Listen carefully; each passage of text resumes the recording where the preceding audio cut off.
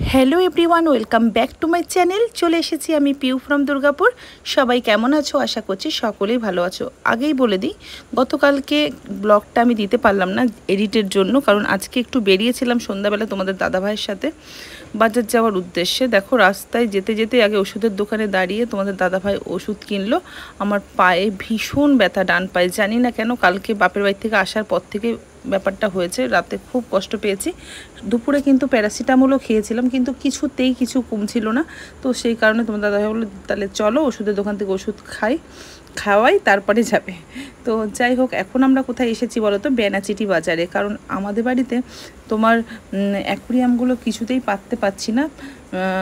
যেহেতু আমাদের মানে সানসেটের উপরে রং করা হয়েছিল, রংটা না থাকছে না সানসেটের উপরে। সেই কারণে ম্যাটগুলো পেতে দিলে ঘষাঘষি লাগলেও অসুবিধা হবে না। যেই ম্যাটটা আমরা খুঁজছি দুর্গাপুর বাজারে পাচ্ছি না।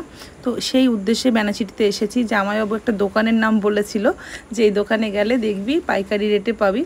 অনেক খোঁজার পরেই দোকানটা পেয়েছি। বাট এখানে এসে দেখছি যে এই দোকানে সোফার কভার টভার ওই সমস্ত থাকে, ওই সমস্ত ম্যাট থাকে না। তারপরে এখানে আবার দেখো একটুখানি নজর পড়েছে আমার ঠাকুরের, সেই ঠাকুর রাখার যে টেম্পেলগুলো হয় না ঘরের মধ্যে রাখে, আমি অননেটে দেখেছি, ভেবেওছি যে আমার ঘরে এখন তো আমি এই মুহূর্তে ঠাকুর ঘর করতে পারছি না, আমার ঠাকুরটা সিঁড়ি ঘরে থাকে।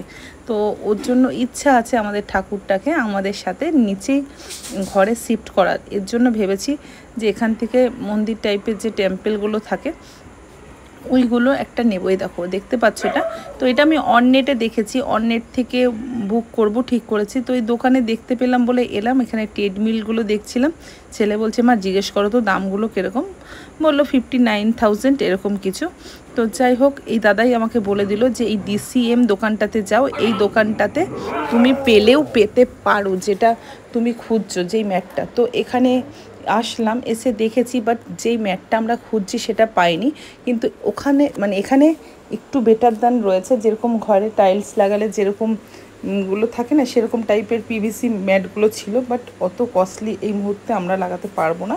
সেই কারণের জন্য এখানে একটা টোটোওয়ালা দাদা বললো যে হার্ডওয়্যারের দোকানগুলোতে যাও, ওখানে পেতে পারো তুমি যেরকম টাইপের চাইছো। কিন্তু দেখো, রাস্তায় এত এত জ্যাম ছিল যে কিছুতেই আমরা যেয়ে উঠতে পারছিলাম না। তো যাই হোক, আস্তে আস্তে আস্তে আস্তে গেলাম।